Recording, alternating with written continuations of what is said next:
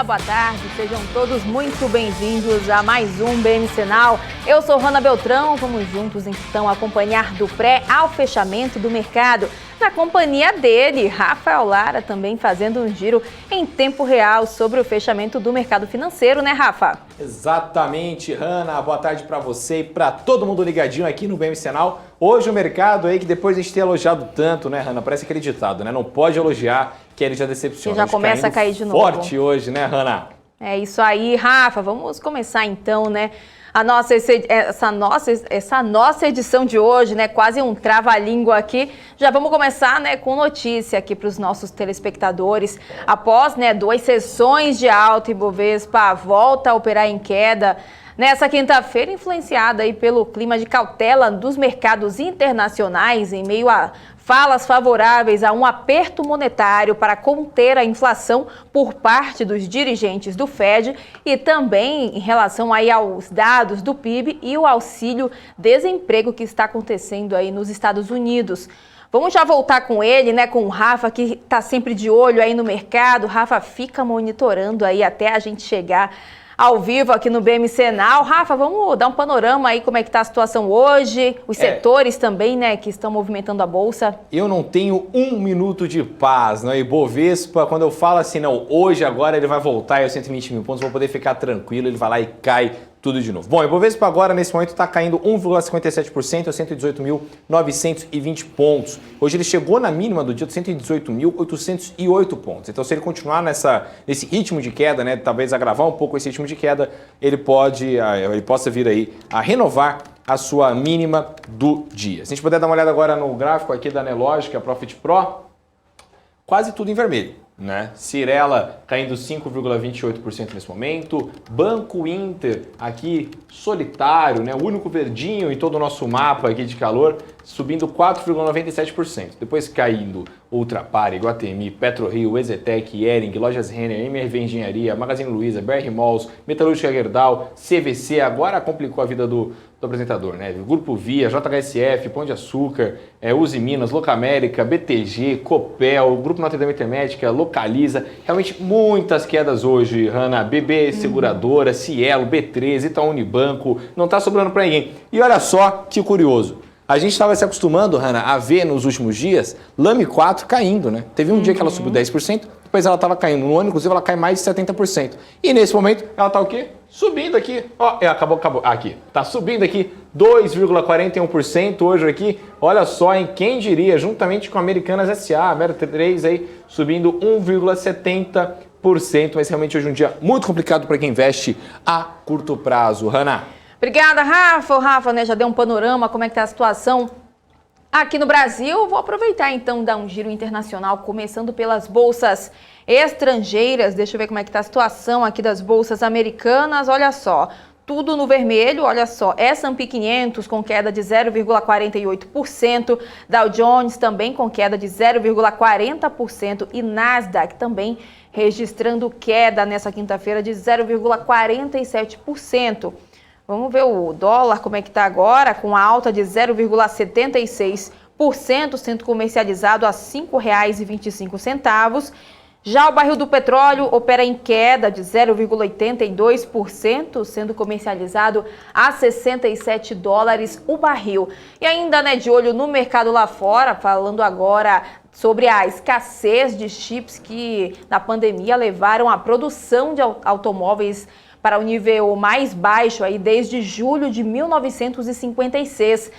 Os fabricantes tiveram que enfrentar um duplo desafio, né? E os trabalhadores foram obrigados a se isolar por conta da escassez mundial de semicondutores. Quem tem mais informações para a gente sobre esse assunto é a nossa correspondente nos Estados Unidos, a Giovanna Locatelli. Essa é a maior queda em 65 anos e, claro, os reflexos da pandemia e também da escassez de suprimentos de chips. Apenas 53.438 veículos saíram da linha de produção na Grã-Bretanha, uma queda muito expressiva, 37,6% em relação ao ano passado, de acordo com a Society of Motors Manufacturers and Traders. Outras empresas muito afetadas, as mais afetadas foram a Rolls-Royce, Motor Cars, a Vauxhall e a Nissan, que são as empresas que estão entre o grupo de afetados. afetados. Mas a entidade disse que, embora a mudança de regras de auto-isolamento devam levar esse problema a amenizar, ainda as montadoras enfrentam o problema da escassez de chip. O presidente da entidade, Mike Howes, apelou então para a continuação das medidas de apoio à Covid por parte do governo, mas também pediu a redução dos impostos sobre a energia e também das taxas comerciais para apoiar o setor. Os números também revelaram que mais de um quarto, 26% dos veículos produzidos em julho eram elétricos a bateria, híbridos plug-in ou elétricos híbridos, a maior participação já registrada. A Toyota, a maior montadora do mundo, revelou no mês passado que estava cortando 40% da sua produção e ela se tornou a mais recente indústria afetada aí pela falta de chip depois das rivais Nissan, Honda, Ford e Volkswagen também anunciarem a mudança no planejamento estratégico da produção.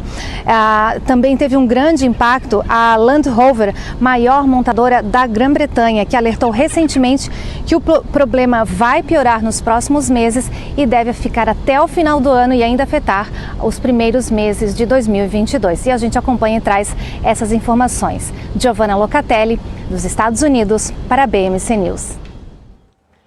E para comentar, né, o dia do mercado financeiro e também, né, comentar um pouquinho sobre essa semana, a gente vai, né, conversar com os nossos convidados de hoje. A gente recebe aqui no BMC Now o André Shed, CEO da Turing Investimentos, e também o Beto Assad, analista técnico da Kinvo, trazendo um panorama sobre os números que estão movimentando essa quinta-feira, dia 26 de agosto.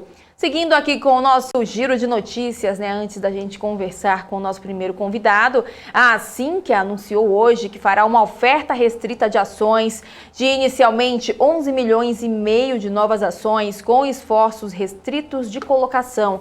Rafa, e essa quantidade pode ser acrescida, né, de um novo lote adicional de até 100% dos papéis inicialmente ofertados, né?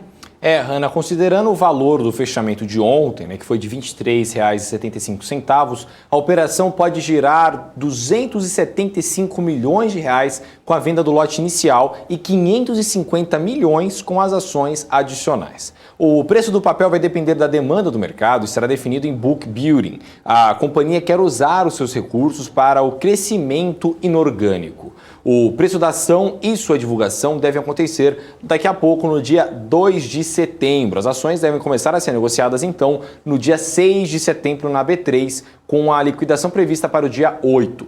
A operação será coordenada pelo BTG, Credit Suisse, UBS e Itaú BBA. Simultaneamente, serão realizados esforços de colocação das ações no exterior pelo BTG Pactual US Capital LLC, o Credit Suisse Securities LLC nos Estados Unidos, a UBS Securities LLC e o Itaú BBA USA Securities Incorporation também lá nos Estados Unidos. Hanna. Obrigada, Rafa, pelas suas informações. E a empresa Coty, né, multinacional, especialista em cosméticos, deu o primeiro passo para o processo de abertura de capital no país. No documento, a empresa disse que pretende utilizar os recursos da oferta primária para a expansão da sua área digital, com a aceleração do e-commerce e também do marketing digital, além do desenvolvimento de produtos e marketing nas categorias de beleza e cuidados pessoais. No primeiro semestre deste ano, a subsidiária brasileira teve receita líquida de 604 milhões e meio de reais, uma alta de 15,2% na comparação anual. No Brasil, a empresa é dona das marcas Risqué, Monange, Biocolor, Bozano e Cenoura Bronze. A operação tem como coordenadores o Bank of America, o Itaú BBA e também o Banco Santander. E a Eletrobras informou hoje que a sua subsidiária Furnas assinou contrato com o Banco do Brasil para a contratação de operação de crédito por meio de emissão de nota de crédito à exportação no valor de 600 milhões de reais. A operação terá juros CDI mais 2,5% ao ano, com prazo total de 7 anos e carência de 36 meses para pagamento do principal. As amortizações do pagamento do principal são semestrais e o pagamento dos juros são mensais. Furnas também contratou operação de crédito junto ao Banco da Amazônia por meio de emissão emissão de cédula de crédito bancário no valor de 200 milhões de reais. Seguindo aqui, com informações do nosso BMCenal, porque são 4 horas e 49 minutos. Agora, falando da Petrobras, que assinou um contrato com a Reman Participações, comandada pelos sócios da Atems, distribuidora para a venda da refinaria Reman e também de seus ativos logísticos localizados na cidade de Manaus, no Amazonas. A negociação está avaliada em 189 milhões e meio de dólares. Veja na reportagem. A estatal afirmou que o negócio faz parte de um plano da petroleira que pretende vender todas as suas refinarias fora do eixo São Paulo-Rio de Janeiro. A Reman possui capacidade para o processamento de 46 mil barris por dia e seus ativos incluem um terminal de armazenamento.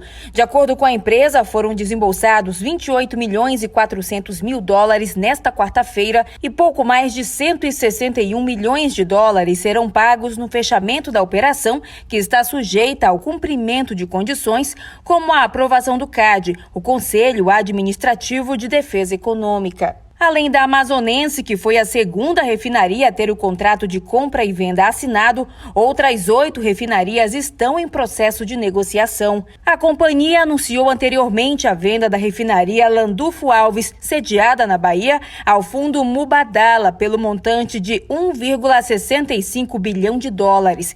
Ainda de acordo com o comunicado, a operação segue o plano estratégico da companhia, visando a otimização do portfólio e a melhoria de alocação do capital, impulsionando a geração de valor. E o Nubank pretende chegar à Nasdaq valendo 75 bilhões e até chegando aí aos 100 bilhões de dólares, levantando aí mais de 3 bilhões com o IPO. O Rafa tem as informações, Rafa, dessa notícia que movimentou aí o mercado hoje. Hanna, de acordo com o jornal Valor Econômico, o Itaú, que é o maior banco da América Latina, tem valor de mercado de cerca de 55 bilhões de dólares. O Nubank contratou o Morgan Stanley, Goldman Sachs e o Citi para ajudarem a liderar sua oferta inicial de ações nos Estados Unidos. Com isso, o IPO do Nubank seria uma das maiores estreias de uma empresa sul-americana em uma bolsa nos Estados Unidos, chegando perto aí de outras grandes ofertas globais deste ano, como a da corretora online Robinhood, que abriu capital em julho de 2021. O Nubank deve entrar com pedido de IPO até o fim deste ano ou início de 2022. O banco, no entanto, não quis comentar o assunto. Hanna. Obrigada, Rafa. Vamos seguir aqui com informação em mais um parecer contra a fusão entre Unidas e Localiza. A Movida, terceira colocada no ranking das locadoras de automóveis, informou que o negócio tem potencial para elevar os preços para o consumidor final. A Fletzel, do grupo Volkswagen, a Ouro Verde e a Audi Automotive, subsidiária de um grupo francês, também entraram como terceiras interessadas no processo que segue aí, aguardando a aprovação do CAD. Rafa, são agora 4 horas e 53 minutos. A gente sabe que já estamos caminhando para um fechamento de mercado nesta quinta-feira. Já vamos então dar um panorama aí de como é que está a situação agora. Perfeito, Hanna. Bom, vou até dar uma atualizada aqui no nosso indicador aqui para dar a informação mais fresquinha para o nosso telespectador. Bom, nesse momento o Ibovespa está caindo 1,65% aos 118.823 pontos. Então ele está perto aí da mínima do dia, dos 118.719 pontos. Vamos ver se ele vai renovar aí essa mínima nesse fim de sessão. Se a gente puder dar uma olhada aqui no Profit Pro da Anelógica, Cyrela e Ultrapar são as maiores quedas do dia, mas podem perder o posto aqui, porque PetroRio, Iguatemi e Magazine Luiza estão com quedas acima dos 4%. O Banco Inter aqui, o Lobo Solitário aqui subindo 4,86%. Será que tem alguma coisa a ver com o IPO do Nubank lá fora, que é o rival do Banco Inter aqui no Brasil? Não sei, a gente pode perguntar para os nossos entrevistados hoje.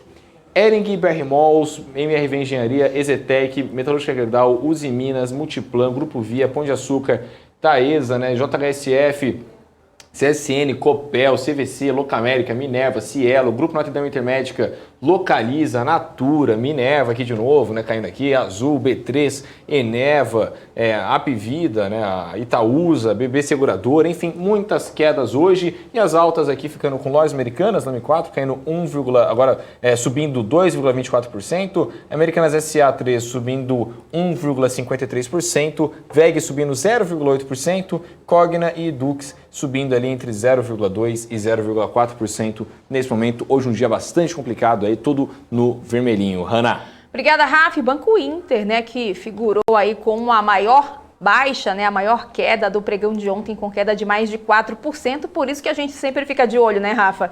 Que tudo pode mudar, realmente, lojas americanas e Americanas SA, né, uma volatilidade muito grande nessa semana, na segunda caindo, na terça subindo, e aí a gente vai acompanhando aqui, né, o nosso telespectador tem que ficar ligado aqui na programação da BMC News. Bom, vamos lá então, né, chamar o nosso primeiro convidado de hoje, né, o André Shed, CEO da Tour Investimentos, para comentar o cenário do mercado com a gente. André, primeiramente, muito boa tarde para você, seja bem-vindo aqui no BMC Now. Boa tarde, obrigado pelo convite, é um prazer estar com vocês hoje. Imagina, o prazer é todo nosso e pode ficar à vontade aqui, falar o tempo que você achar necessário. A gente vai fazendo as perguntas aqui, é uma conversa mesmo, tá bom? Pode se sentir literalmente em casa aqui no BMC Now. Vamos lá começar então, né, André? Queria começar te perguntando sobre o comportamento geral do mercado nessa quinta-feira. Como é que você tem visto esse pessimismo do Ibovespa, né, com essa alta volatilidade nas últimas semanas? Bom, o mercado, de uma forma geral, bastante deprimido, né? A gente teve um respiro recente. Eu, de certa forma, preferia estar aqui num dia verde ou azul, né? Como a gente costuma dizer no mercado financeiro. E num dia de sangue, né? Então, no dia de sangue, a gente sofre um pouquinho mais para comentar. Normal. Hoje, dia de queda, não só pelos motivos locais, e sim também por um panorama internacional. Bolsas Estados Unidos, Europa, de uma forma geral, caindo, tá? Um pouco na expectativa.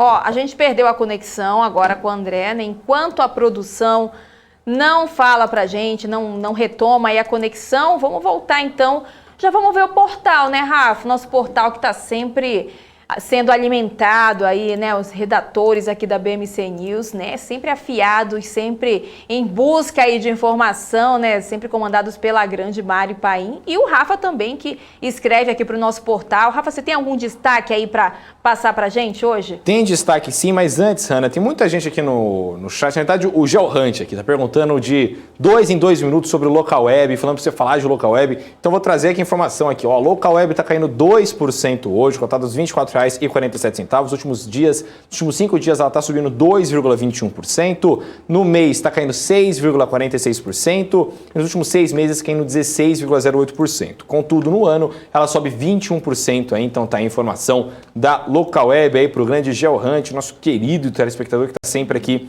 com a gente. Hanna, queria trazer aqui uma informação do portal aqui, a última matéria que acabou de sair, faz pouquíssimo tempo, vou até dar uma olhada aqui no horário que saiu, foi às 4h42, são 4h56 agora, então não faz nem 15 minutos aí que saiu a matéria, sobre o marco temporal de terras indígenas não afeta o agro do Brasil, disse o diretor da CONAB, né, Companhia Nacional de Abastecimento. Na matéria eles falam que o chamado marco temporal para a demarcação de terras indígenas no Brasil não deve afetar a expansão de produção agropecuária prevista para o Brasil, disse nesta quinta-feira um executivo da CONAB.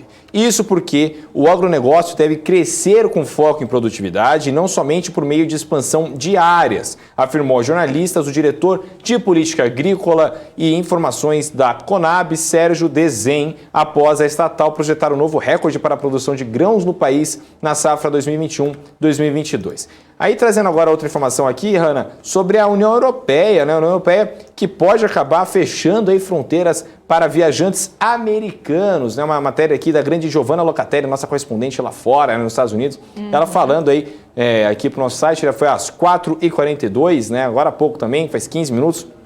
falando que o mercado foi pego de surpresa com a informação de que a União Europeia pode fechar fronteiras para viajantes americanos e que a Eslovênia é responsável por gerenciar a lista dos países permitidos para viagens não essenciais. Mas a avaliação já sofre forte pressão do setor de turismo do bloco. No caso, barrar visitantes da maior economia do mundo seria um golpe para as companhias aéreas, e as empresas de viagens que defendem a reabertura total das lucrativas rotas transatlânticas. Então é uma matéria super legal aí, fresquinha no nosso portal. Também lembrando, gente, acompanha a gente no nosso portal. Se você não acompanha, você está perdendo tempo, e quem perde tempo perde dinheiro. E também acompanha a gente lá no nossas redes sociais, lá no Instagram, nosso, que falta menos de 25 seguidores para a gente bater os 18 mil seguidores aí. Então, quem será que vai ser o seguidor 18 mil? Você pode ser aí um seguidor 18 mil. Aí, ó, vamos fazer o seguinte. Se quem for o seguidor 18 mil aqui, na hora que a gente for fazer a análise técnica, for contar com o grande Beto Assad, a gente pega o ticker da pessoa e coloca ele na frente. Então, galera, corre aí, manda pra galera,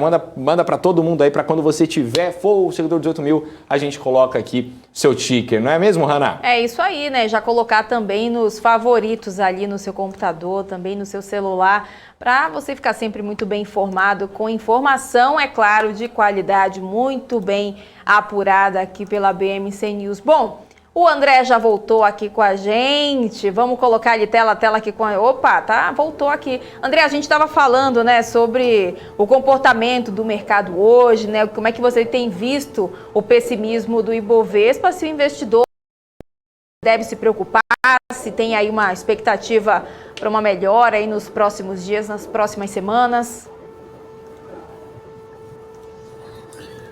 Bom, só pegando o gancho aqui do seguidor 18 mil, eu já estou aqui indo atrás, tá? Quero aparecer aqui com vocês mais uma vez. Estamos aceitando ajuda, hein? Então, vamos lá, sobre mercado, não bastasse problemas domésticos, né? A gente ainda sofre com os problemas aí internacionais. Agora, dessa vez, o mercado, de uma forma geral, o mundo afora caindo hoje. É muito na expectativa aí sobre a fala amanhã do Powell, que é o presidente do Fed americano, sobre a retirada do estímulo. Esse é um tema que traz um pouco de ansiedade aí para o mercado. Então, na véspera aí a gente cai um pouquinho, aqui caindo um pouco mais forte. Mas é mais uma conjuntura tanto doméstica como internacional. No doméstico, fatores aí principalmente pesando. Hoje não temos pauta política tão forte, e sim mais uma questão de preço da energia. Perfeito. Ó, queria te perguntar agora também, queria saber a sua opinião, na verdade, quais são as pautas mais esperadas pelo mercado para ditar o tom para esses próximos meses? Olha, eu diria que no quesito economia, a gente, de uma forma geral, vai muito bem, tá?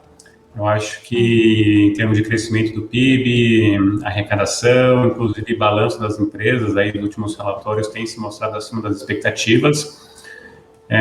Do lado negativo, eu vejo dois principais riscos, tá? Acho que o principal é o político. Esse é o que incomoda mais, que traz mais incerteza, e envolve aí a relação dos poderes, a reforma do imposto de renda, o teto de gastos, o precatório, né?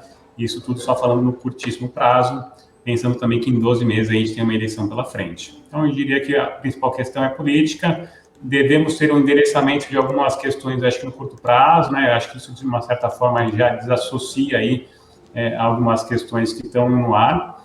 E acho que a questão secundária é a inflação, tá? Vira e mexe, o dragão da inflação ameaça cuspir fogo por aí.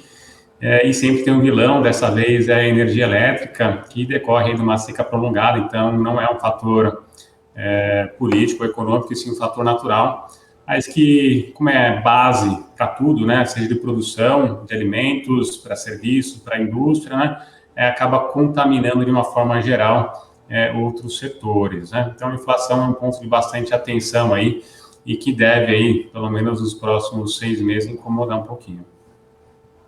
Perfeito. Agora, André, quais seriam os setores que você enxerga que tem mais potencial aí na Bolsa? Tem alguma empresa específica que você acompanha e pode aí ter, né, com esse pessimismo aí do mercado, ter sido descontada nesses últimos tempos? Olha, eu diria que tem bastante coisa interessante, tá? Inclusive, a Bolsa Brasileira, nos últimos 2 meses, apanhou. e a gente vê até um certo descolamento, né, do movimento mais construtivo de reabertura econômica com melhora da pandemia no Brasil, né? A gente vê, ao mesmo tempo que os indicadores econômicos melhoram, a bolsa apanhando, né? Isso causa um certo desconforto, né, nos investidores, mas acho que é nesses momentos que a gente muitas vezes encontra oportunidades, tá? Lógico, tem alguns setores que são interessantes, mas eu gosto mais de olhar para empresas, tá? Acho que uma dica que eu gosto de sempre levar para investidores de uma forma geral é que a liquidez do mercado e as notícias e as oscilações de preço, elas diariamente nos induzem emocionalmente a tomar decisões impulsivas, né? Mas eu gosto de falar para o investidor que para ele comprar uma ação como se estivesse comprando um imóvel, né? Assim, a hora que você vai comprar um imóvel, você vai comprar um carro, né? É uma decisão muito mais bem pensada, né? Não é um clique de distância, muitas vezes, né? Então, você acaba namorando um pouco esse imóvel, acaba namorando um pouco esse carro, você vê fotos, você pesquisa, você vai atrás de informações. Na hora que você compra uma empresa, você compra uma ação, acho que você deveria fazer a mesma coisa, né? Namora um pouquinho, qual é a reputação da empresa, quem está por trás dessa empresa, qual é esse histórico, né? Acho que são muitas informações relevantes que a gente deveria olhar para a tomada de decisão. Eu falo isso, do ponto de vista de investidor pessoal, né? É dessa forma que eu tomo as minhas decisões de investimento ou que eu escolho as empresas que vou investir. Então, eu penso nessa perspectiva, né? Quando você vai comprar um imóvel, você pensa daqui a 5 anos, 10 anos, 20 anos, né? Como é que esse imóvel vai estar, né? Para uma empresa, eu penso dessa forma também. Ou seja, não olho apenas cotação de curtíssimo prazo, e sim penso nas oportunidades que essa empresa tem na vinda de crescimento ao longo do tempo. E acho que falando de setor, especificamente, um setor que tem bastante me agradado e recentemente ganhou-se algumas empresas listadas de referência, é o setor de saúde, porque o envelhecimento da população é uma realidade, né? E se você pensar daqui a 5, daqui a 10, daqui a 20 anos, né? É um tema que cada vez mais as pessoas vão gastar e vão precisar de apoio e assistência à saúde. Hoje a gente tem empresas aí líderes de mercado, como o Redditor, por exemplo, né? Que tem hospitais de referência no Brasil, possui um time de gestão de primeira linha, né? E eu vejo um excelente ativo aí, pensando nesses quesitos que eu falei aí a médio e longo prazo, tá? Perfeito, perfeito. Bom, a gente já volta então com o André aqui, porque a gente tem giro de notícias, né, Hanna? É isso aí, a gente vai fazer um rápido giro de notícias aqui, né? Até porque o mercado já fechou. Então, a gente vai atualizando aqui, ó, com informações agora do setor aéreo, já que a Gol anunciou que todos os seus funcionários deverão ser vacinados contra a Covid-19 a partir do dia 1º de novembro. De acordo com a companhia aérea, aí vai haver exceções apenas para casos que o funcionário não se vacine por alguma recomendação médica. E essa é a primeira grande marca do país a adotar essa medida. Caso o funcionário não apresente uma justificativa para não tomar a vacina, haverá um esforço para tentar conscientizá-lo. Se ainda assim ele não apresentar o comprovante de vacina, ele será demitido. E Rafa, vamos dar um giro agora, né, informar como é que ficou o fechamento. A gente sabe que ainda rola uns minutinhos aí após o mercado fechar, mas vamos ver como é que está a situação. Fechou mesmo aí na casa dos 118 mil pontos? Hanna, parece que ficou nos 118 mil pontos mesmo. São agora 5 horas e 6 minutos, né? A gente sabe que o gráfico pode acabar dando uma mudada aí, mas nesse momento o Ibovespa aqui me aponta uma queda de 1,73% aos 118.729 pontos, desculpa. Muito mesmo perto da sua mínima do dia, né, que de 118.719 pontos, ou seja, 10 pontinhos aí separam o Bovespa de renovar sua mínima, tudo aí com essa tendência aí de queda, então talvez ele ainda renove aí nesse finalzinho aí, esses poucos minutos que faltam para o gráfico atualizar. As maiores altas do dia, a gente tem aqui Banco Inter, né, subindo 4,66%, sendo aí o Lobo Solitário, Lojas Americanas, Lame 4 subindo 2,41%, Americanas S.A. subindo 1,91% e VEG subindo 0,85%. As quedas são muitas, né? Cirela, Ultrapar, Iguatemi, PetroRio, Ezetec, Metalúrgica Gerdau, Taesa, Magazine Luiza, MRV Engenharia, Lojas Renner, BR Malls, Hering, Locamérica, Multiplan, JHSF, Uzi Minas, Grupo Via, Pão de Açúcar, CVC, CSN, Cielo, Grupo Natal Intermédica, Localiza, Apivida, Carrefour, Copel, Minerva, Açaí, BTG, Local Web do Grande Geohunt aí, CCR Rodovias, Banco do Brasil Seguradora, né? BB Seguradora, Ambev, Natura, aí tem aqui a Lojas Americanas, né? Com 2,41% de alta, depois tem Sul América, Eco Rodovias, Enevo. Posso ficar aqui até semana que vem, Hanna, só dando as ações que estão hoje em queda, porque são muitas. Hoje o dia é muito difícil para o investidor a curto prazo, Hanna. Com certeza, o cenário não tá bom nessa quinta-feira. Bom, vamos voltar então, né, a nossa conversa aqui com o André. Deixa eu ver, ele já tá aqui do nosso lado. André, queria que você comentasse um pouquinho sobre o cenário externo, né, com Estados Unidos e China. Como é que você acha que isso pode impactar a bolsa aqui no Brasil? Olha, Estados Unidos e China são dois mercados, momentos bastante distintos, tá? Eu diria que Estados Unidos, de uma forma geral, parece um oásis para quem olha aqui do Brasil. Bolsas lá batendo máximas nas últimas semanas, nos últimos dias, tá? E a gente fica com uma invejinha quando fica olhando para lá, né? Acho que a americana, a principal questão ali é sobre a retirada de estímulos, a gente deve ter novidades amanhã. E o que tem também impactado um pouco o mercado local, lá fora, é a variante Delta, né? Tem crescido aí exponencialmente o número de casos e tem preocupado os mercados aí de uma forma geral. Até vocês já trouxeram uma notícia aí sobre o possível problema aí para os turistas americanos viajarem para a Europa, né? Então isso retrata um pouco da questão atualmente por lá.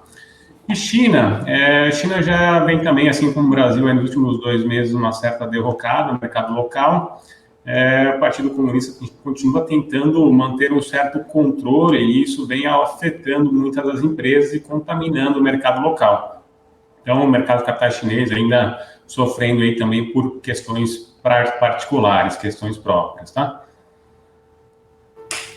Perfeito. Agora, André, eu queria falar um pouco com você sobre os cases aí, né, que estão em destaque na Bolsa, principalmente americanas. Americanas que hoje está subindo enquanto está todo mundo caindo. No dia que estava todo mundo caindo, Americanas também estava caindo. Aí, quando estava todo mundo subindo, ela também estava caindo. Aí, esses dias, ela subiu 10%, mas no ano ela está caindo 70%. Mas por que você acha que hoje ela subiu aí, né, um pouquinho aí? E o que você pensa sobre o case americano? Você acha que é uma boa opção para o investidor poder comprar aí? Você acha que é uma boa alternativa aí, né? Enfim, está caindo 70%, teoricamente, então, se for uma boa pedida, então estaria descontado.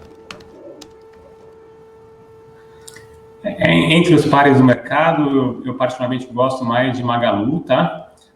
Mas Lame, nos preços atuais, parece bastante convidativo. Desde aí a reconstrução e cisão de ativos, a empresa vem ladeira abaixo. As últimas semanas têm sido aí tristes para quem está posicionado na empresa, mas para quem ainda não tem posição ou tem um pouco mais de capital, vejo como atrativo aí o reforço. Contra a tendência, de fato, né? Vem caindo bastante forte, mas para quem quer uma visão um pouco mais longa, a entrada me parece interessante, tá? E bom, sobre a alta de hoje, acho que não vi fatores específicos sobre Lame, mas talvez tenham acabado os vendedores, talvez seja isso. Perfeito. Agora, sobre o papel do BTG Pactual, né? Hoje o BTG está caindo forte aqui no nosso pregão, né? Aqui, estava vendo agora há pouco, ele estava caindo mais de 3%, tô até tentando achar, a galera aqui de casa, ela adora, né? Que ela agora é a hora que ela brinca de game show aqui com o Rafinha aqui, que a gente tenta achar nesse aqui, BTG, PPAC 11. Caindo 2,53% hoje, com 410 milhões de reais de movimentação. O que você pensa sobre o case aí do BTG? Você acha que é uma boa pedida aí, né? O BTG Pactual aí que no primeiro semestre estava cheio de compra, né? Comprando a Faria Lima inteira. E agora chegou no segundo semestre e parece que deu uma acalmada. Você acha que se eles voltarem a comprar, por exemplo, a ação pode voltar a despontar? Olha, eu vejo como um excelente case aí no segmento financeiro, tá? Eu diria que a área financeira, ano após ano, sofre uma certa disrupção e isso tem acelerado cada vez mais. A gente chama de especialização financeira ou financial deepening, ganha mais relevância, né? Eu diria que ninguém mais tem tanta qualidade em termos de gestão e veste a camisa tão bem aí como a equipe do BTG, tá? BPAC 11. Então, falando dos grandes bancos, eu diria que é uma excelente aposta e os resultados recentes aí comprovam um pouco dessa tese, tá? Vejo que a empresa ainda tem bastante a oferecer, então eu acho que o ponto de entrada atual também é atrativo, tá? Tá certo. Agora, queria te perguntar sobre o papel da B3, o André. B3 que, né, para quem acompanha o mercado há, sei lá, mais ou menos 5 anos aí, quando entrou no mercado, né, o B3 é um dos papéis mais seguros da Bolsa, né? Falavam, se você quer ter um longo prazo aí, investe em B3 e banco, que todo mundo precisa de dinheiro e ela é um monopólio porque ela é a ação da Bolsa. Contudo, no ano, ela tá caindo forte hoje aí, né, caindo bastante hoje também. O que você pensa sobre o papel? Você acha que agora é uma boa oportunidade aí para principalmente novos investidores, enfim, que estão entrando na bolsa, ou você acha que é um momento de tomar um pouco mais de receio aí, porque essa queda pode ser um pouco estranha? Bom, a B3 está diretamente ligada aí ao mercado de capitais, então ela depende muito aí de um cenário de juros baixos, impulsionamento aí de abertura de capitais, novas empresas, novos entrantes. Então, acho que esse aumento aí expressivo dos juros futuros penalizou bastante a empresa, assim como o setor de construção civil. E, além disso, sempre ronda aquela nuvenzinha negra em cima, onde diz que vai entrar uma nova bolsa no Brasil, vai entrar um concorrente, mas se a gente for pegar pelo menos pelo histórico, essa notícia nunca deu em nada, né? Apesar de a empresa surfar num segmento que hoje cresce também de forma bastante acelerada, vejo, sinceramente, como uma notícia com pouco impacto prático, tá? Então, considerando um segmento ainda em expansão e uma empresa bem posicionada, é um case legal aí para levar para frente. Perfeito, então. André, já queria pedir então para você deixar as suas considerações aqui para os nossos telespectadores, né, para a gente finalizar a nossa conversa aí nessa quinta-feira. Bom, primeiro agradeço o convite, legal participar, bom estar ao vivo. E para investidores que eventualmente estejam um pouco preocupados com o mercado local e estejam sofrendo, né, é natural, mas saibam que esse é o momento onde a gente encontra boas oportunidades. Então, onde existe risco, existe também desconto.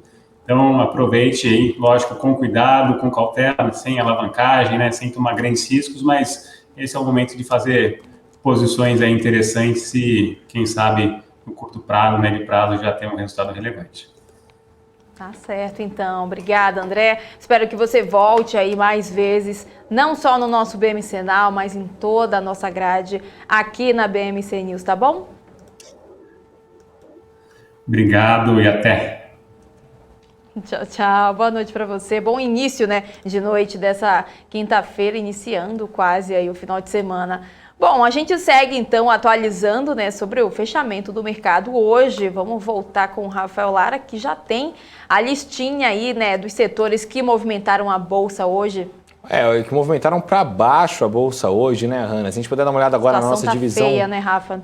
Nossa divisão setorial do Bovespa, tudo no vermelho. É um dia que a gente, né, raramente vê aqui, né? Todos os ativos no momento que a gente fez a análise ali caindo 1,48%. E aí fica até difícil achar um setor aí que foi pior hoje, viu? Imóveis realmente despontou aí com a maior queda do dia de 3,39%, mas você tem bens de consumo caindo 1,92%, produtos básicos de consumo caindo 1,79%, serviços financeiros 1,72%, rendimento da saúde 1,78%, várias quedas acima aí do 1% aí, né? Tecnologia da informação e também serviço de comunicação tiveram aí quedas de 0,9%, 0,26%, talvez aí dos males aí, o menor foi o serviço de comunicação aí, que é só 0,26%, mas hoje em dia é realmente muito complicado para quem investe a curto prazo e excelente para quem é a longo prazo, né? Como o grande Rui das Neves aí que está nos assistindo e fala que sempre é um momento bom para ele de compra, quando ele vê todo esse mapa de calor aqui atrás de mim, todo no vermelho, né, Hanna? Ele fica torcendo aqui no chat, falando que tá bonito hoje, não para todo mundo, né, mas pelo menos o Rui das Neves está animado aí com esse telão tudo em vermelho. Bom, vamos seguir aqui então com informação, né? Falando da Allied, que contratou o BTG Pactual como formador de mercado. O contrato entra em vigor hoje, já entra a partir de hoje, tem término de previsão dentro de 12 meses, com possibilidade de prorrogação. Segundo a empresa, a contratação do formador de mercado reforça o compromisso da companhia com os investidores e também com as melhores práticas de negociação do mercado. A Allied avisou que ainda não existe qualquer temor com o formador de mercado regulando aí o exercício do direito de voto ou compra e venda das ações em circulação até o dia 20 de agosto. E o grupo Holcim deve definir amanhã as 2 melhores propostas de compra de seus ativos no Brasil. Rafa, 3 empresas, já demonstraram interesse em participar dessa negociação, né? Hanna, a CSN Cimentos, a Companhia Siderúrgica Nacional, e a Polimix, dona da Mizu, estão entre as favoritas para levar o negócio.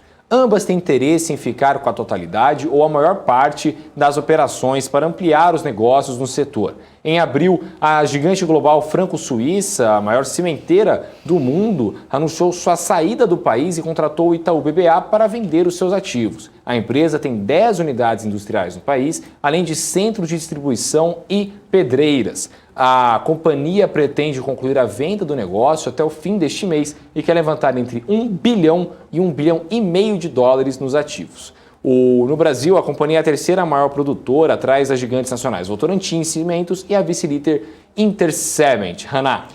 Obrigada, Rafa. O presidente do Senado, Rodrigo Pacheco, rejeitou o pedido de impeachment do ministro do STF, Alexandre de Moraes, apresentado pelo presidente Jair Bolsonaro. Pacheco recebeu com um parecer da Advocacia Geral do Senado, considerando o pedido como improcedente por aspectos jurídicos e políticos. Veja na reportagem. Segundo o entendimento da área jurídica e do próprio senador Rodrigo Pacheco, não haveria adequação à chamada lei do impeachment e, portanto, faltaria justa causa para acolhê-lo. Bolsonaro apresentou o pedido de impeachment contra Alexandre de Moraes na última sexta-feira, mesmo sabendo que ele não seguiria adiante conforme alertas feitos pela área política do governo. O Supremo Tribunal Federal suspendeu o julgamento de uma petição do PSOL e do PT contra o projeto de lei que dá autonomia ao Banco Central até esta quinta-feira. Ontem, apenas os ministros Ricardo Lewandowski e Luiz Roberto Barroso divulgaram seus votos sobre a matéria. Os partidos alegam que há inconstitucionalidade porque o projeto é de autoria do Legislativo, não do Executivo. Já que o texto prevê alterações no mandato da diretoria do BC, o argumento é de que, segundo a Constituição, só o Executivo poderia editar um projeto que altera a estrutura da administração pública. O Tribunal de Contas da União concluiu a aprovação para o leilão das frequências de banda larga da tecnologia 5G. A informação foi confirmada pelo ministro das Comunicações, Fábio Faria, em rede social. Na semana passada, o TCU havia apreciado o edital, obtendo maioria que acompanhou o voto do relator. No entanto, um dos ministros pediu vista do processo. A concorrência, considerada a maior da história do Brasil em banda larga, prevê movimentar cerca de 45 bilhões de reais e deve levar a tecnologia a todas as 27 capitais do país até julho de 2022.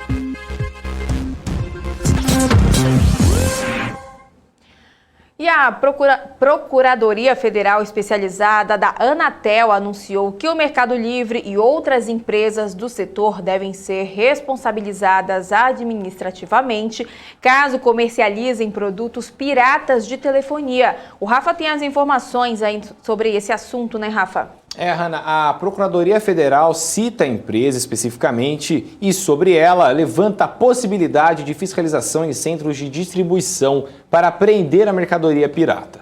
O documento é um retorno a uma dúvida da Superintendência de Fiscalização da Anatel. Na avaliação da Procuradoria, ao citar o Mercado Livre, a responsabilidade administrativa da empresa decorre de efetiva e essencial participação na cadeia vertical de fornecimento de produtos, ao intermediar a comercialização de bens.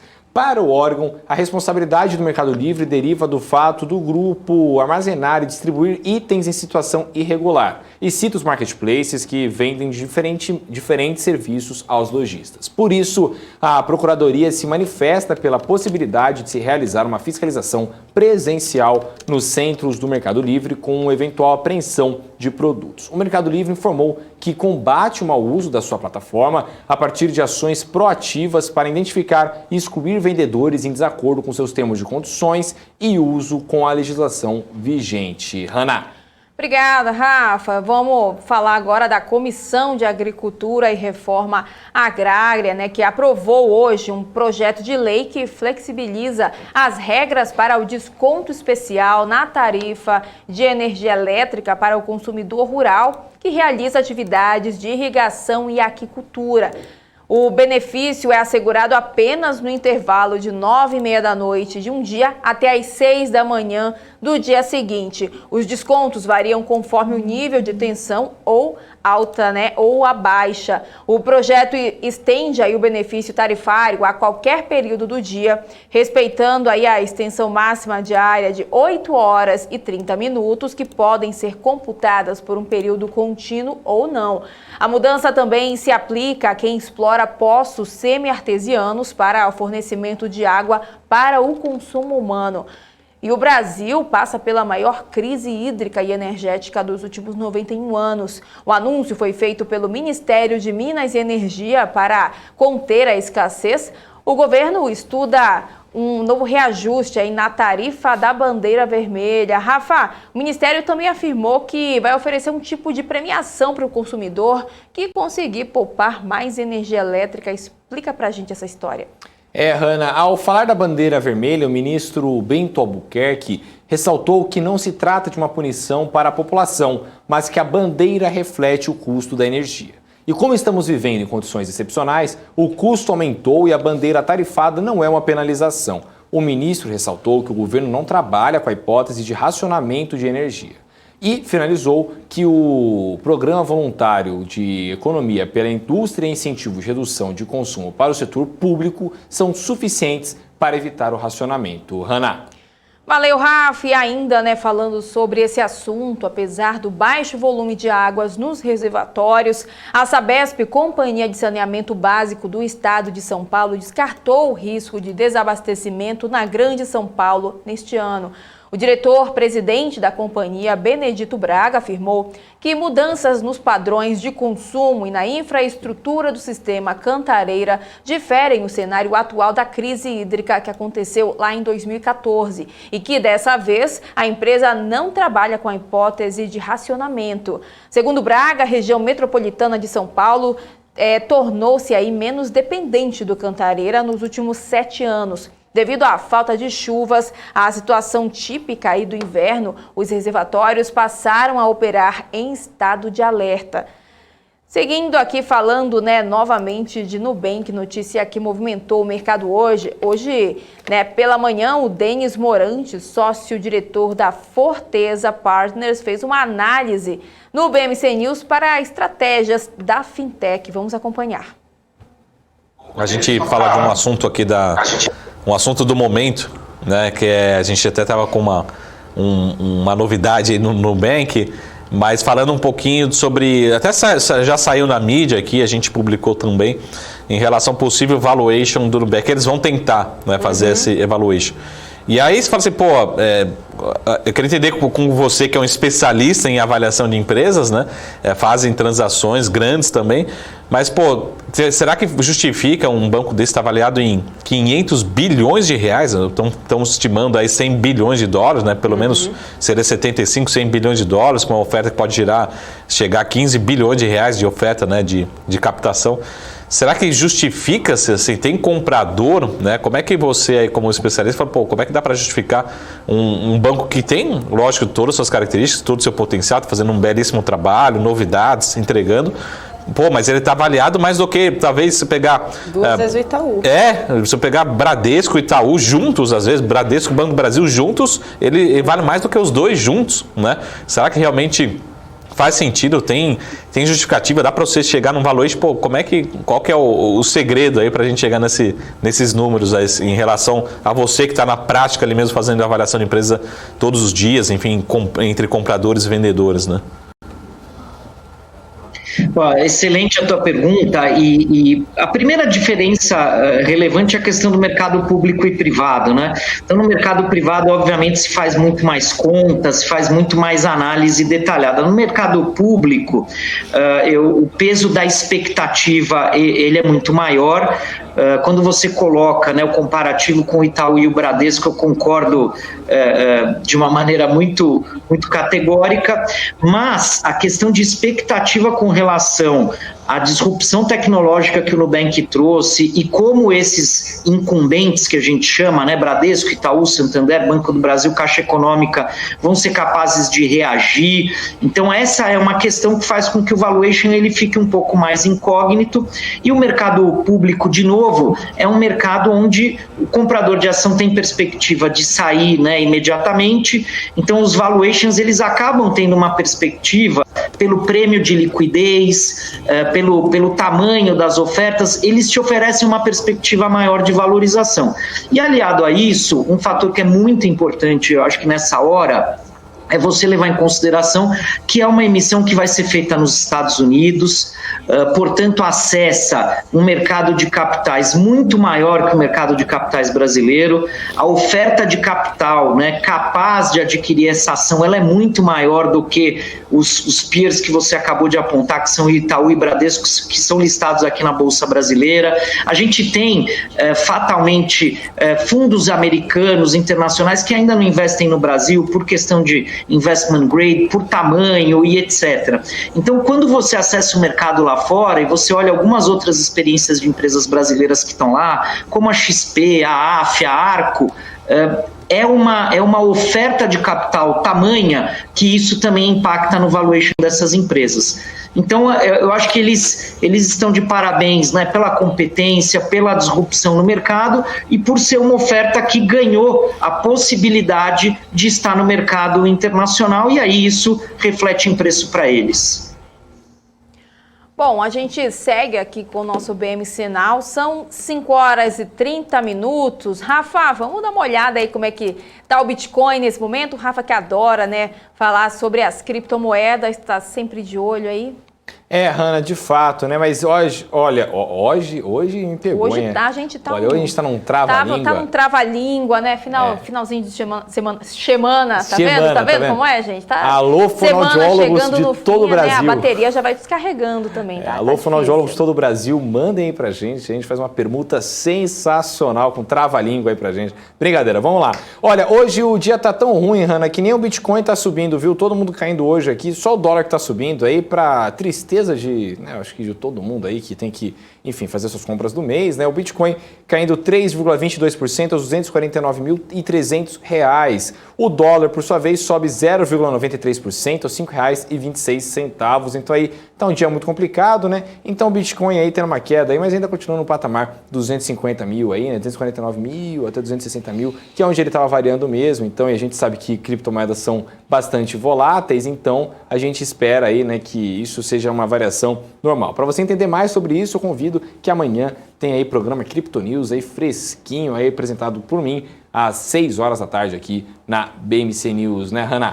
É isso aí, né, Rafa? E falando, né, a gente falou agora há pouco que o Rui das Neves comentou lá que ele gosta de ver esse cenário no vermelho. Ele inclusive comentou agora que sim, oportunidades só aparecem com telinha no vermelho, né? Mais 118 mil não são nada. Legal é quando bate nos 110 mil pontos. É festa no AP. Festa no AP, na verdade, acontece com 100 mil pontos. Será que o investidor está querendo aí esses 100 mil pontos, Rafa? Não sei, né, Hanna? Será? Eu sou uma pessoa que... Eu entendo os dois lados, entendo tanto a pessoa que está no curto prazo aí, querendo fazer um trade aí, né, curto prazo e ganhar um dinheiro, por exemplo, hoje, fazer um dinheiro hoje, enfim, né, e aí infinitos tipos de análise aí em relação ao curto prazo, mas também entendo ao longo prazo aí, né, esqueci quem foi o grande investidor que falou que por ele podia ser 5 anos de bear market, que ele pegava só as melhores oportunidades na visão dele aí, fundamentalista, e depois ele ia viver aí só de dividendo, Hanna. É isso aí, ó. Então já comentem aí no nosso chat se vocês querem também que caia desse jeito. Acho bem difícil, hein? Ó, tem mais gente comentando aqui, então vão comentando aí no nosso chat se vocês, o que vocês querem que aconteça aí. Eu acho que o pessoal tá querendo que suba, né? O pessoal tá querendo que o dinheiro seja valorizado. Vamos continuar aqui então. A gente vai receber o nosso segundo convidado do dia aqui no nosso BMC Now, ele, o Beto Assad, analista técnico da Kinvo, para fazer a leitura aí do mercado com a gente. Beto, primeiramente, boa tarde para você. Seja mais uma vez muito bem-vindo aqui no nosso BMC Now. Boa tarde, Hanna. Boa tarde, Rafa. Como sempre, um imenso prazer estar aqui com vocês. Estava gostando dessa discussão aí de mercado é bom para cima ou para baixo, ou quando é melhor comprar. Isso aí rende muita conversa, viu? Polêmicas, né? Polêmicas, mas ó, pode colocar aqui no nosso chat que a gente vai debatendo. Além de colocarem se vocês querem que cheguem nos 120 mil pontos ou nos 100 mil pontos, já coloquem também as empresas que vocês querem que a gente analise aqui com o Beto, né? Então vamos começar, né, Beto? Se você já quiser compartilhar a sua tela com a gente, vamos dar uma olhada no índice brasileiro, né? Que com muita volatilidade acabou fechando nos 118 mil pontos nessa quinta, né? Vamos lá, né? Para o pessoal aí que está querendo então o índice nos 100 mil pontos, né? Voltou a dar uma sinalização bem ruim hoje, né? Dando indícios que pode retomar uma tendência de baixa, né? Ele está em tendência de baixa e sim que possa voltar a cair. O que acontece agora? Ele marcou aquele fundo importante que a gente discutiu bastante já, né, na semana passada, que cravou uma região de topo e fundo anterior junto com a principal retração de Fibonacci. Realmente foi muito bem assertiva, digamos assim, essa região de suporte. Gerou um candle aqui no dia 19, indicando uma reversão, pelo menos de curtíssimo prazo. O que aconteceu? A gente veio justamente testar a média de 21 períodos e hoje voltou a entrar uma venda um pouquinho mais forte.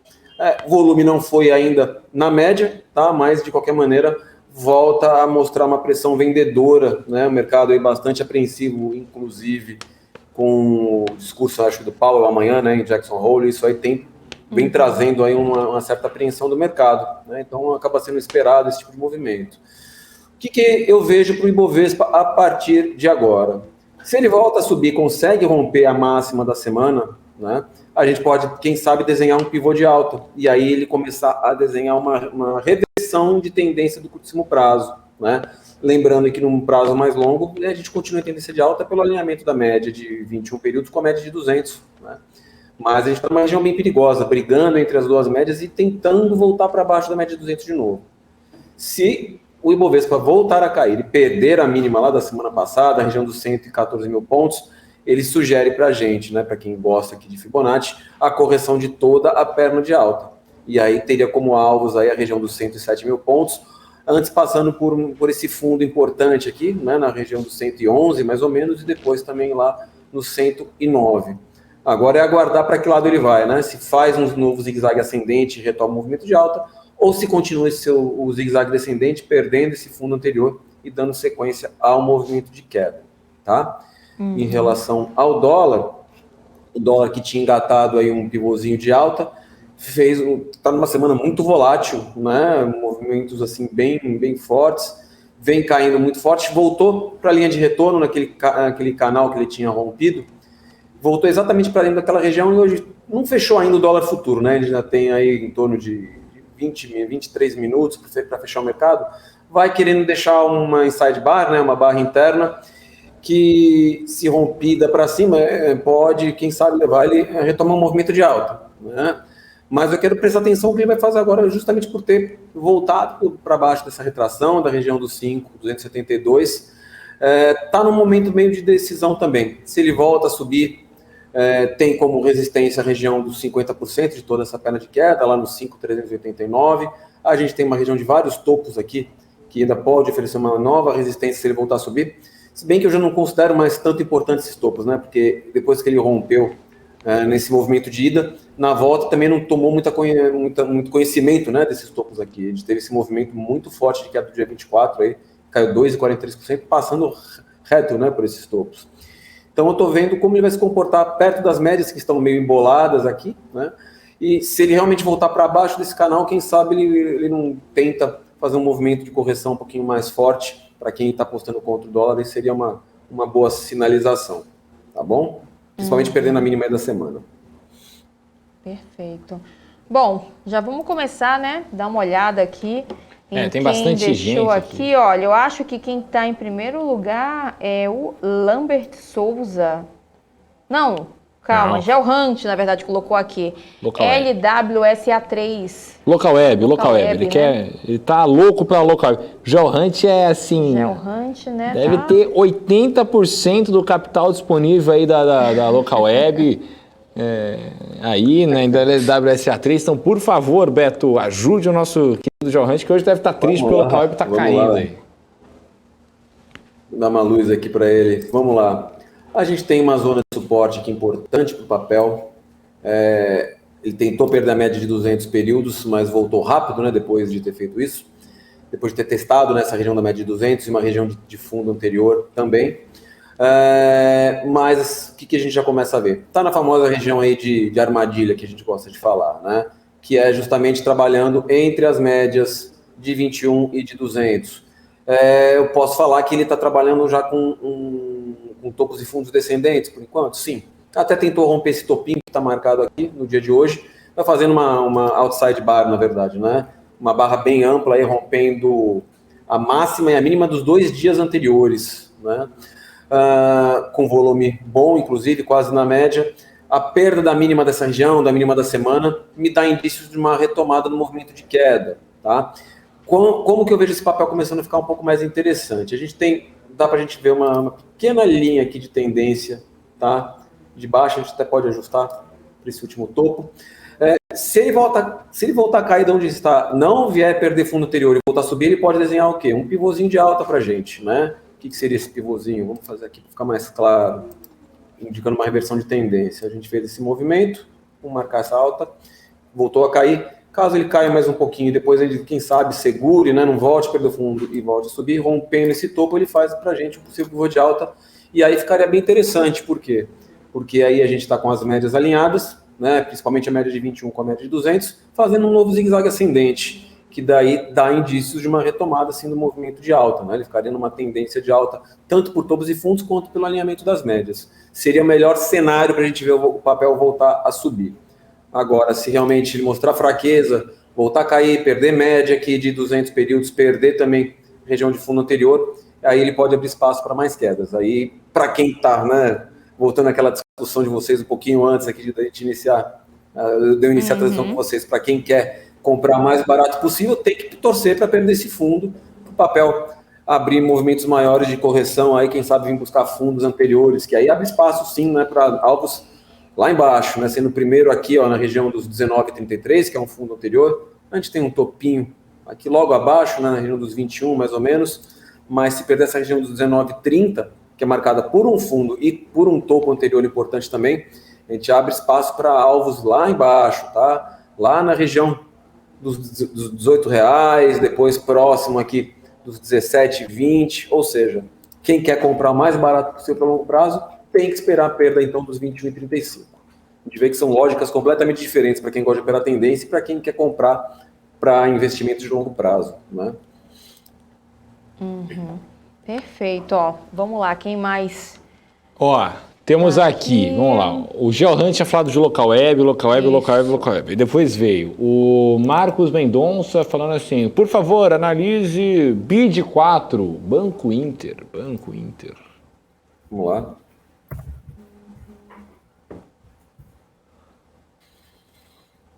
Vamos lá, BID 4, né, papel que perdeu, né, já tinha comentado acho que semana passada também, perdeu uma tendência de alta de curtíssimo prazo, mas claro, porque começou a trabalhar abaixo da média de 21 períodos, com o zigue-zague descendente, com a média de 8 também trabalhando já abaixo da média de 21 períodos, mas estamos ainda acima da média de 200, que nem foi testada. Então, num prazo maior, continuamos em tendência de alta.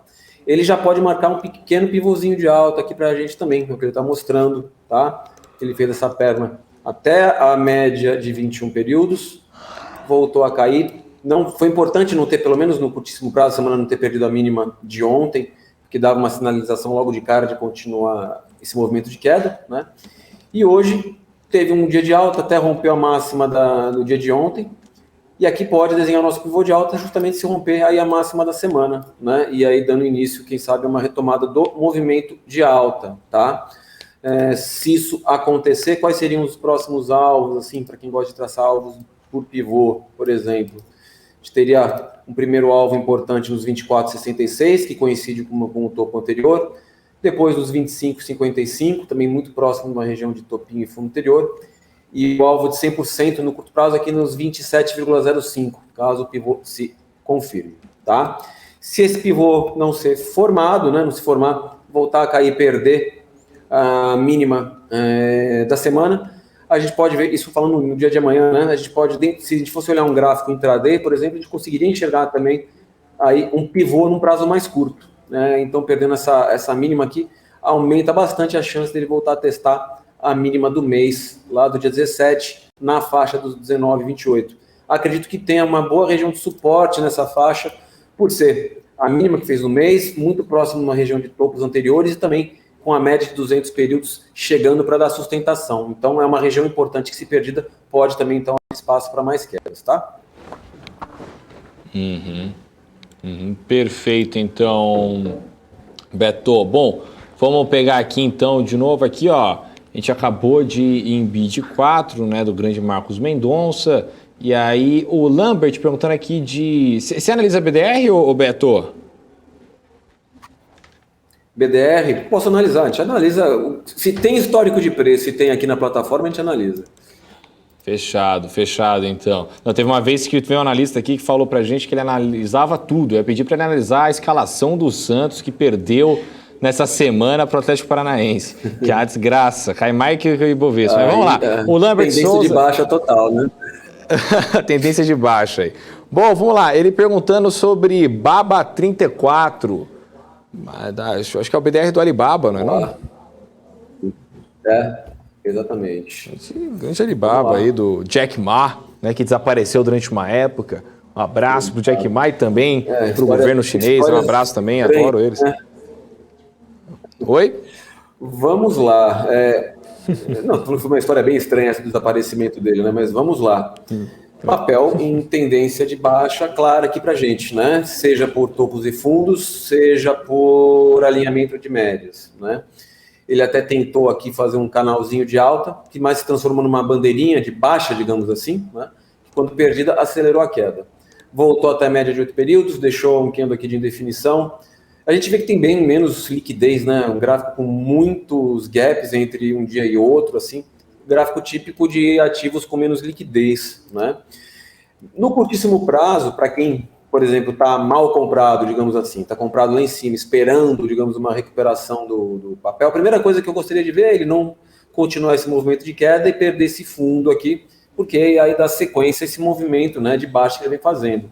Até a gente vê que o IFR já chegou a ficar bem sobrevendido, né, lá na casa dos 17,37, mas não mostrou aquele cenário de divergência que eu gosto para aquelas compras realmente de pegar a faca caindo, digamos assim, né? Aqui, o mais seguro, então, para quem quer realmente comprar o mais barato possível, é esperar ele continuar caindo, perder esse fundo, quem sabe, aí sim, gerar uma divergência pelo IFR para tentar uma compra, não digo mais segura, mas com menos risco, né? Já que está comprando cada vez mais barato. Se quiser, se a pessoa já está mal comprada e está assim, que momento que eu vou começar a ficar mais aliviado com um respiro, digamos, do papel? É ideal que ele não perca, então, esse fundo volte a subir, rompa esse topo, que está muito bem marcado aqui, faça também o pivô de alta, né? Porque aí, pelo menos, já é um primeiro sinal de que o papel quer retomar um movimento mais interessante. Agora, o ideal seria, de repente, nem que ele lateralizasse mais um tempo, que a média de 21 chegasse, e esse pivô acontecesse acima da média de 21, porque aí já daria mais segurança ainda. A gente vê que ele já esboçou fazer alguns pivôs, né, aqui para trás, mas sempre abaixo das médias totalmente alinhadas, e ele não teve força para romper e ir embora. Então, nem que ele volte a cair, trabalhe de lado mais um pouquinho, a média se aproxime mais e produza já esse pivô acima da média, aí poderia começar a ficar mais interessante. Caso contrário, a tendência aqui é claramente de queda, tá? E eu acredito que a queda sempre vai continuar até que ela seja revertida, né? Assim que a gente encara, digamos assim, os gráficos. Então, cuidado para quem está buscando compras, assim, principalmente para trade nesse momento. Se for para longo prazo, é diferente. Aí dá para, cada um tem a sua estratégia, né? Para analisar fundamentos, tentar buscar a melhor oportunidade possível, mas para trade aqui continua extremamente arriscado, principalmente no curto prazo. Perfeito, então, aí a análise de Alibaba aí, do Jack Ma. Bom, aí depois veio o Joe Hunt pediu o local web aqui de novo. Aí veio então aqui, bom, vamos descer aqui, ó. Ocean Pact, eu acho, é isso? Ocean Pact, OPTC3, é isso? OPTC3 é Ocean Pact? Ou tô errado? Vamos lá. OPTC3 existe? Não sei. PCT3, Ocean Pact, isso. Aí, ó. Papel mais novo, né? Vamos lá, papel mais novo. Que não tem ainda... A gente pode ver que, tipo, ele não tem nem média de 200, né? Ainda no meu gráfico, ou seja, não tem 200 dias de negociação, mostra que realmente é novinho na bolsa. Ele fez, né, depois de ter perdido um fundo aqui, dá indícios que ia querer, quem sabe, acelerar o movimento de queda, ele fez um micro pivôzinho de alta aqui, a gente pode dizer que sim, né? Não é aquilo que eu falo. Quando a gente vê um zigue-zague assim, com apenas um candle perdendo uma mínima, depois tendo máxima rompida, no gráfico diário pode não ficar tão bonito, tão visível o pivô, mas num gráfico intraday, fatalmente a gente consegue localizar de maneira mais clara esse pivô, né? E agora vai tentando romper justamente uma região de topo anterior, junto com a média de 21 períodos, tá? Para quem, por exemplo, está pensando em entrar no papel, o que eu gostaria de ver para fazer uma entrada, de repente, mais interessante, mais segura? Eu não consigo fazer uma compra de rompimento de topo assim, não sou fã, né? Ainda mais que o papel já vem subindo desde o seu fundo até esse rompimento, é praticamente 30%, né? Muita coisa. Então, o que eu gostaria de ver no papel para, de repente, tentar fazer uma compra mais interessante? Esperar ele confirmar esse rompimento, andar um pouquinho mais, fazer, né, ele realizar um pullback até a região desse topo rompido, aqui deixar um sinal de compra para ele tentar pegar uma nova pernada para cima. Tá? Seria a compra que eu vejo assim, de maneira mais interessante. Agora, ele não confirmou esse rompimento ainda. Se ele voltar a cair a partir daqui, ele pode ficar preso aqui quem sabe num retângulo, né? Vindo buscar, não conseguindo romper esse topo, vindo buscar a região de fundos anteriores, esse fundo aqui, esse que tentou ser perdido também, né? Então, deve-se ficar atento com essa região, né, onde o papel está trabalhando agora, caso ele volte a cair, porque pode, de repente, lateralizar o papel por algum tempinho nessa faixa, tá? Então, para quem realmente quer comprar, se for, né, tiver paciência, espera realmente o rompimento para comprar o pullback, ou espera, se ele ficar preso dentro desse retângulo, ele voltar a testar a região de fundo aqui, assim, né, essa faixa aqui mais ou menos, se gerar algum sinal, pode tentar operar dentro dessa lateralização, tá bom? Perfeito, então, vamos lá. O Helder aqui perguntando sobre Petri 4, Petrobras 4 aí. Se puder analisar 4, vamos lá. Esse aqui não é um papel tão novo, né, como a Ocean. Acho que é um pouquinho mais antigo, já foi o favorito de muita gente. O papel começa a trabalhar, digamos aí, dentro também de um retângulo, tá? Numa faixa mais lateral, tá? Se eu bater o olho eu consigo ver essa faixa vindo dessa região de topos, pegando essa região de fundos aqui mais ou menos, né?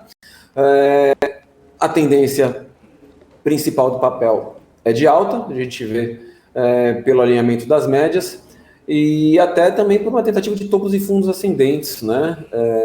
Deixa eu tirar aqui rapidamente. Ele rompeu esse topo anterior aqui no dia 13, na queda tentou perder o fundo, chegou a testar, né, a região da mínima do fundo anterior e voltou a subir. Então ele marca, a gente pode dizer que ele está dentro de uma faixa, duas faixas laterais, né, aquela mais ampla que eu tinha mostrado para vocês e essa menor aqui também, tá? Vindo aqui da região dos 28 mais ou menos, vamos arredondar, até a faixa dos 26, o papel estava um pouco preso dentro dessa região. Como a tendência mais forte aqui, né, é de alta, o ideal é sempre buscar então compras próximos, né, do suporte, nessa faixa dos 26, né?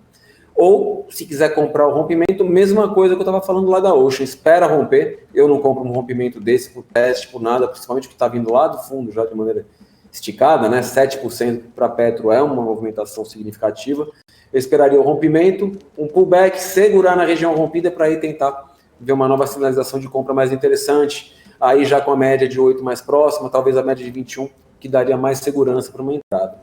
Se voltar a cair, perder essa região de suporte muito bem marcada na faixa entre 26 e 10, aí sugere para a gente o teste desse fundo duplo praticamente que o papel montou, né? Lá na região dos 24 e 40, mais ou menos, tá? Estou começando vocês estavam falando de trava-língua um pouquinho antes também, estou entrando na mesma de vocês. Não, chega uma hora, né, que não... O mercado tá caindo tanto que a gente tá, né, até aqui a gente vai ter que fazer junto depois um programa BMC Fonoaudiologia aqui, com grandes exercícios aqui, com a grande Hanna Beltrão, que fora do ar aqui no começo já vai com patacrá, petecré, piticri. É bem macio na hora do ar, aí o negócio não sai muito bem, não. Mas vamos que vamos. Oportunidade de negócio, gente, isso aí. Vamos vender curso, arrasta pra cima aí, se você não quiser ter, mas não dá, né, não dá mais pra arrastar pra cima. Alô, Instagram cortou o arrasta pra cima, o fim de um sonho aí. Bom, o Emerson Duarte perguntando sobre ABCB4. Ô, Beto, se você puder analisar pra gente, por favor, aí. Banco ABC. Vamos lá. Banco ABC, vamos lá. É um gráfico que eu posso falar que é muito feio quando eu vejo isso, né? É o tipo de gráfico que eu prefiro manter distância. Por quê? É o famoso cenário de alargamento, megafone, triângulo expandido, aí cada um deu o nome que preferir, né? A gente vê o quê? Topos ascendentes e fundos descendentes, né? Ou seja, papel faz pivô de alta, aí você pensa que vai embora, ele vem, perde fundo anterior, aí você fica esperando voltar de repente para trabalhar na venda, para quem gosta de fazer isso, ele vai, sobe em linha reta, rompe no topo anterior, ou seja, é um gráfico feio, né? Para quem é trader, o ideal é ficar longe de um gráfico que começa a fazer isso. De qualquer maneira, a gente tem o quê? Ele tentando, né? Fez uma perna forte na qual alinhou todas as médias de novo e começou a até fazer uma abertura interessante das médias que eu uso como referência. Se eu fosse pensar em comprar, né, o papel, eu esperaria, não tenho dúvida aqui, um pivô, né? Uma operação clássica aqui de esperar o papel. Já deu um sinalzinho meio de cansaço ontem e hoje, né? Quem sabe cair mais um pouquinho, segurar na região das médias, não voltar, né, fazer aquela bagunça, voltar a testar essa região aqui embaixo de novo, voltar a subir e romper esse topo anterior, para aí, quem sabe, fazer um pivô mais interessante e aí dar indícios que venha buscar, né, essa região de topo anterior, lá perto dos R$18. Caso contrário, para quem está de fora, o ideal realmente é permanecer de fora. Para quem está dentro do papel, espera realmente, se ele fizer esse pivô, vai dar uma sinalização mais interessante de retomada do movimento de alta. Tá? Caso contrário, vai que não resolve de novo voltar a cair e vir buscar essa linha aqui de baixo. Aí é para deixar, teste para cardíaco, né? Um papel fazendo movimentos amplos, assim, rompendo topo, fundo, sem deixar claro para que lado ele quer ir, né? Exatamente. Bom, agora aqui da nossa série de nomes em inglês, do nosso chat, vem aí Soljan Dark FB, aí pedindo para você aí, olá, mandou apenas um, olá, Prio 3. Olá, Prio 3. Então, você acha que hello, analisar aí perto do Rio, então, por favor. Soljan Dark FB, parece um... Prio 3. Sempre tem, né, não parece o protagonista de um... né, o pessoal americanizado, tá certo. Hanna, não parece o protagonista de algum filme de guerra dos Estados Unidos, assim, tipo... Soljan Dark FB, enfrenta... Ou o apelido de lutador do UFC. Algo Alô, gênero, lutador né? do UFC de todo o Brasil aí. Amamos vocês. Vamos lá, gente, vamos lá. O papel que tinha feito, né, um pivô lá atrás, já estava desenhado aqui, fez um candle praticamente de reversão, muito próximo do primeiro alvo, junto com a média de 200. Então dá até para considerar que alcançou um primeiro objetivo de queda, né, depois desse pivô mais amplo. É um pivô que no gráfico semanal, inclusive, estava muito mais claro, tá?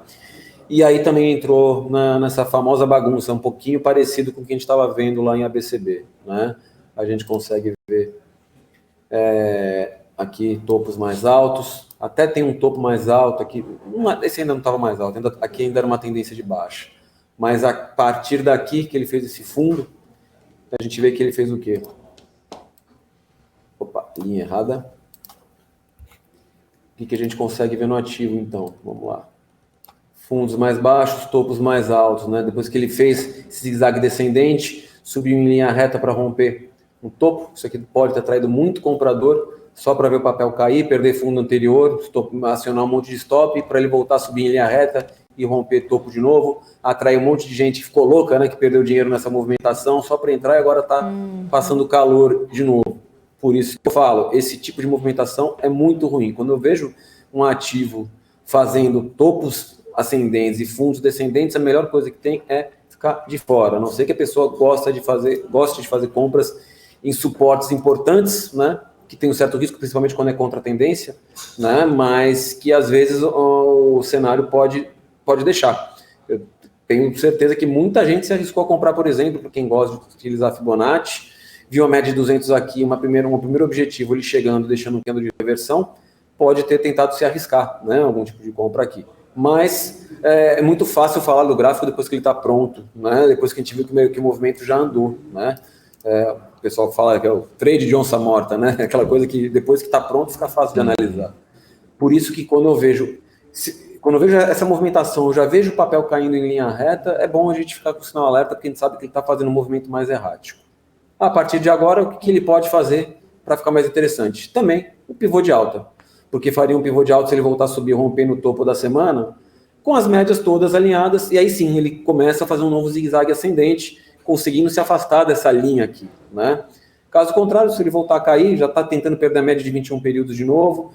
Caso feche a semana perdendo, de repente, também essa linha média, que é onde era a cabeça do pivô antigo, né, que a gente tinha feito, aumenta a chance de continuar um movimento de queda. Se vier a perder a região dos 16 e 15, né, média de 200 períodos, aquele fundo anterior, aí pode abrir espaço para mais queda ou continuar preso dentro dessa zona aqui de expansão, digamos assim. Perfeito, então, bom, vamos mandar então mais aqui. Hanna, o Helder aqui tá falando que você tirava nota 10 na escola em exercício de leitura, é verdade isso? Você era uma boa aluna, Hanna? Olha, eu era uma boa aluna, né, Helder, mas hoje a gente já falou que não tá muito boa, né, a nossa dicção aqui, a gente tá com um trava-língua aí, vai chegando a quinta-feira, a gente vai, né, acabando aí o saldo da semana, mas obrigada, viu, Helder? Eu acho que sim, tirava 10. E você, Rafa? Eu? Eu sempre fui nerd, Hanna, sempre fui nerd. Não, sempre Rafa é dessa geração nova. Qual é a sua geração, inclusive, Rafa? A geração é Z, né? né? Descobri na live essa semana aí que minha geração é a geração Z. Ontem, com o grande Clébio Damas, ele me explicou na live do nosso Instagram da BMC. Eu sou millennial, né? O Instagram da BMC, viu, galera? Siga o Instagram da BMC. Bom, vamos então aqui escolher já indo aqui para nossa último ticker aqui. Já falamos de Ocean Impact. Aí teve aqui a Rosa Lara mandando boa tarde, Rafa, boa tarde. Também teve a Daniela mandando boa tarde aqui pra gente. Boa tarde, dona Daniela, um beijo enorme pra você, viu? Minha mãe, minha avó aí presentes no chat. Aí, bom, vamos lá. Teve o Cláudio Amaral aqui perguntando sobre BBDC3. Por favor, o Beto, Bradesco aí, Banco Bradesco. Vamos lá, né? O Bradesco, que vinha trabalhando também com zigue-zague descendente, tentou romper um topo anterior, né? Chegou a fechar acima, né, dessa máxima do dia 16, fez esse fechamento no dia 24, mas não conseguiu romper, fazer um movimento que fosse além, né? Pode, né, ainda que de maneira discreta, começar a montar esse mesmo cenário aí de expansão, porque a gente já pode falar que é um topo mais alto? Pode, né? Ligeiramente mais alto, né? Porque a máxima aqui do dia 16 foi nos 20,11, a máxima do dia 24 foi 20,15, né? Eu considero que foi na mesma região, né? Tem gente que tem esse preciosismo de, não, passou um pouquinho, então já é um novo topo. Dá para falar que sim? Dá. E agora já fez um candle hoje, virando a média de 8 períodos para baixo de novo.